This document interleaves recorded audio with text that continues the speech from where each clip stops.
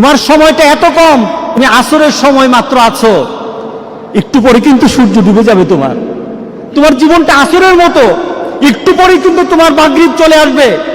অর্থাৎ তোমার জীবনের যে সূর্যটা আছে, সূর্যটা কিন্তু প্রান্তে চলে এসেছো। তুমি সব সময় তোমার জন্ম থেকে তুমি জীবনের প্রান্তে আছো, ডুবে যাবে একটু পরে মাগরিব হয়ে যাবে। এটাই তোমার জীবন, ঠিক না? আসরের থেকে মাগরিব কতটুকু সময়? অল্প সময়। আল্লাহু আকবার, আল্লাহু আকবার, আল্লাহু আকবার। আল্লাহ কি তুলনা দিলেন বলাস। এখন মিলিয়ে নেন, আপনার আমার জীবনকে এখন মিলাই।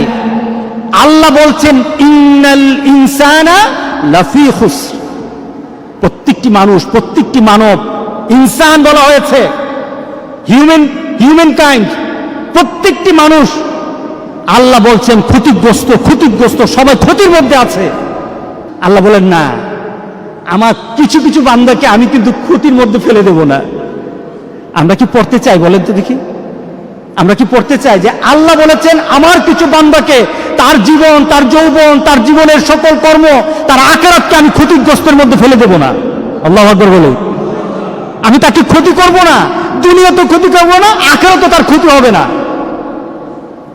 ইল্লাল্লাযীনা আমানু ওয়া আমিলুস সালিহাত। মিলে নেন, ঈমান, যার ঈমান আছে, তোমার শান, তোমার মর্যাদা, তোমার অবস্থান, তোমার ক্ষমতা, তোমার অর্থ, মরে দেখো।